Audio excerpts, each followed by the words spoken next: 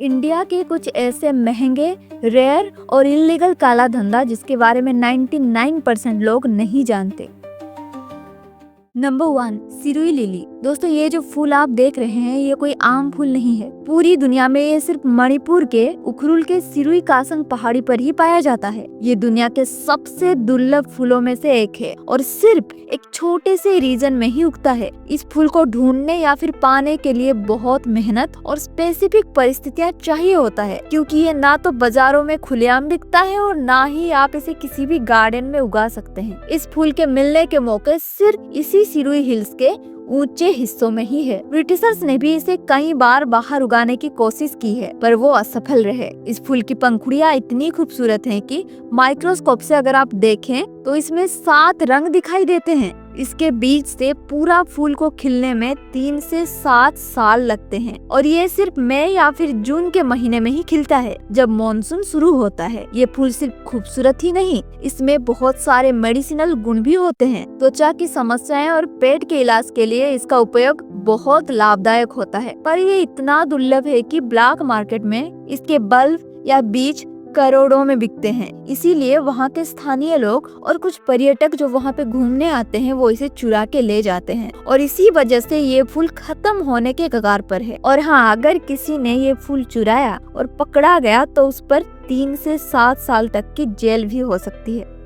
Number 2, sea buckthorn. दोस्तों देखिए, ये एक छोटा कांटेदार झाड़ी या फिर पेड़ है जो कि भारत के हिमालयन रीजन में दिखाई देता है। खासकर ये लद्दाख में ज्यादा उगता है। इन्हें लगभग 15,000 फीट की ऊंचाई पर पाया जाता है और ये -43 डिग्री सेल्सियस तक के ठंड में भी जिंदा रह सकता है। वहाँ के जो लोकल लोग हैं वो इसे लाने के लिए इतनी ऊंचाई पर चढ़कर जाते हैं जहाँ सड़कें बिल्कुल ना के बराबर होती है, यानी बहुत पथरीली और खराब रास्ते से ऊपर चढ़ते हैं। वहाँ ठंड भी बहुत होती है और इतनी ठंड में ध्यान से इस बेरी को तोड़ा जाता है, क्योंकि इसके पेड़ में कांटे बहुत होते हैं और बेरी भी बहुत छोटे छोटे होते हैं, इसलिए संभल कर तोड़ा जाता है। कभी कभी तो पूरी डाली ही काट ली जाती है और फिर बाद में बेरीज को अलग किया जाता है, लेकिन ऐसा करना आसान नहीं है। सोचिए, इतनी कांटों भरी डालियों को पकड़ के नीचे उतरना इतना आसान नहीं है। इसमें बहुत लोगों के हाथों पैरों में कांटे भी चुभते हैं। एक इंसान एक दिन में बस 5 से 10 केजी बेरीज ही तोड़ पाता है। फिर इसे सुखाया जाता है, जूस, तेल या पाउडर बनाने के लिए भेजा जाता है और इसका जो तेल है उसे निकालने के लिए कोल्ड प्रेस किया जाता है। 100 केजी बेरीज से सिर्फ 1-2 केजी तेल ही मिलता है, जो कि एक बहुत महंगा प्रोसेस है और इन्हीं सभी कारणों से इसकी मांग बहुत ज्यादा है, क्योंकि इसके फ्रूट्स, सीड्स या फिर लीव्स में भर भर के न्यूट्रिएंट्स है। इसमें विटामिन सी ऑरेंज से भी 10 गुना ज्यादा होता है और ये सब इसे बहुत खास और महंगा बनाता है। इसीलिए लोग इन बेरीज को बहुत ज्यादा तोड़ते हैं और इनके पेड़ों को भी काट के ले जाते हैं, जो कि फॉरेस्ट कंजर्वेशन एक्ट और स्टेट फॉरेस्ट लॉज के खिलाफ है। बिना परमिशन के काटने पर या चोरी करने पर 5,000 से 50,000 तक का जुर्माना या फिर जेल भी हो सकती है और इसीलिए लोग चोरी छिपे इसकी स्मगलिंग करते हैं। Number 3, hoolock gibbon. दोस्तों इसे देखिए, इसे बंदर समझने की गलती बिल्कुल मत करना। इसका डीएनए हम इंसानों के डीएनए से लगभग 96% मेल खाता है। क्या आप जानते हैं कि इसे जंगल का सिंगर भी कहा जाता है? सुबह सुबह ये पेड़ों के ऊपर चढ़कर इतनी जोर से गाना गाता है कि उसकी आवाज लगभग 2 किलोमीटर या फिर उससे भी दूर तक सुनी जा सकती है और ये गाना उनका टेरिटोरियल गीत है, जो कि वो गाकर ये बताते हैं कि वो इलाका सिर्फ उनका है और वहाँ कोई और गिब्बन नहीं आ सकता। एक और इंटरेस्टिंग बात यह है कि ये एक ही साथी के साथ पूरा जीवन बिताता है। ये अपने साथी को जीवन भर नहीं छोड़ता और परिवार की तरह बच्चों की भी परवरिश करता है। साथ ही साथ इनको उड़ता हुआ बंदर भी कहा जाता है, क्योंकि ये हवा में झूलते हुए 1 घंटे में 55 किलोमीटर तक पहुंच सकते हैं और एक ही छलांग में 50 फीट की दूरी तय कर सकते हैं। ये जानवर खुद को आईने में भी पहचान सकता है, इसीलिए इन्हें बुद्धिमान जीव भी माना जाता है।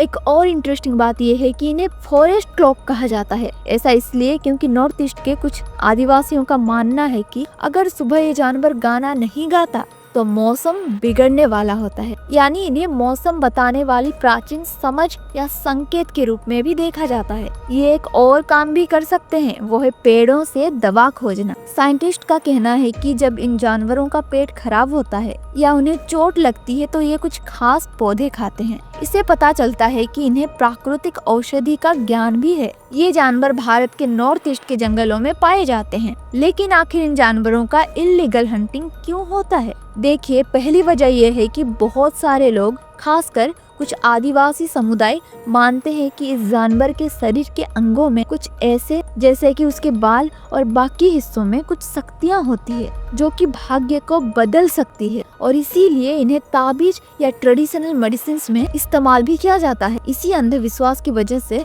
कुछ लोग इन जानवरों को चोरी छिपे पकड़ लेते हैं और बेच देते हैं। इनकी कीमत $10,000 से $30,000 या फिर इससे भी ज्यादा हो सकती है, और इसीलिए जंगल के पास रहने वाले कुछ गरीब लोकल लोग पैसों के लिए इन्हें पकड़ लेते हैं और विदेशों में भेज देते हैं।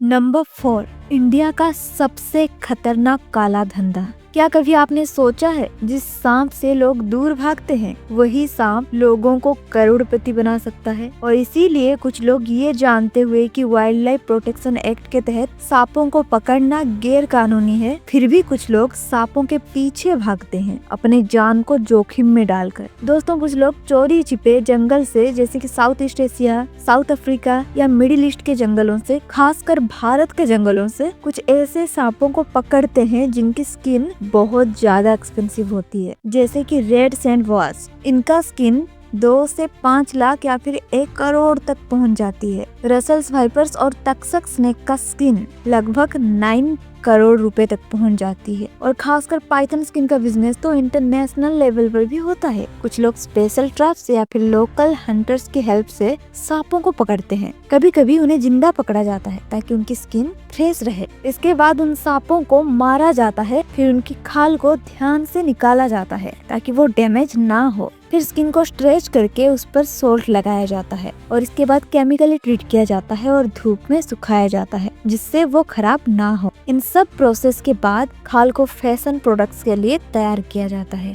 और उनसे बहुत एक्सपेंसिव प्रोडक्ट्स जैसे कि शूज, वॉलेट्स, ड्रेस, बेल्ट या फिर हैंडबैग और भी कई सारी चीजें बनाई जाती है। और अब जानते हैं कि एक हैंडबैग की कीमत 3 लाख या फिर उससे भी ज्यादा हो सकती है। लेकिन दोस्तों, ऐसा करना बिल्कुल गैर कानूनी है। ऐसा करने पर 3 से 7 साल की जेल और 25,000 का जुर्माना लग सकता है। Number 5, monitor lizard. दोस्तों, मॉनिटर लिजर्ड जो कि एक छिपकली ही है, पर ये साधारण छिपकलियों से आकार में थोड़े बड़े होते हैं। माना जाता है कि ये 6 करोड़ साल से भी ज्यादा पुराने हैं, यानी ये डायनासोर युगों के समय के जीव हैं। वैज्ञानिकों ने ये पाया है कि मॉनिटर लिजर्ड के खून में एक ऐसे प्रोटीन होते हैं जो बैक्टीरिया और इन्फेक्शन से लड़ सकते हैं। इसका अध्ययन नई दवाएं बनाने में किया जा रहा है।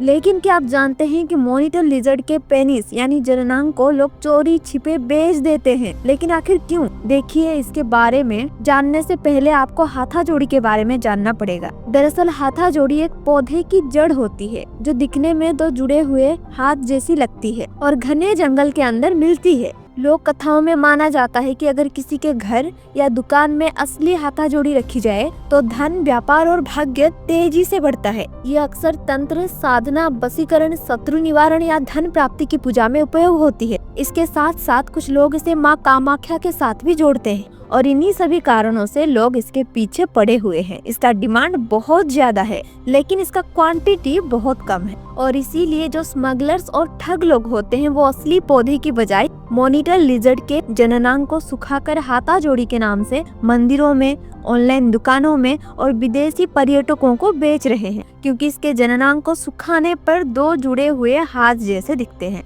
हाँ, लेकिन अगर कोई इसे बेचते हुए पकड़ा गया तो उसे 7 साल तक की जेल और भारी जुर्माना हो सकता है, क्योंकि इसे पकड़ना, बेचना, मारना या इसके किसी अंग का व्यापार करना पूरी तरह से गैर कानूनी है। तो इन 5 महंगे, रेयर और इल्लीगल काला धंधा में से आप किसके बारे में पहले से जानते थे? हमें कमेंट में बताइए, और इसी तरह का वीडियो और देखने के लिए हमारे चैनल को सब्सक्राइब और एक लाइक जरूर करिए।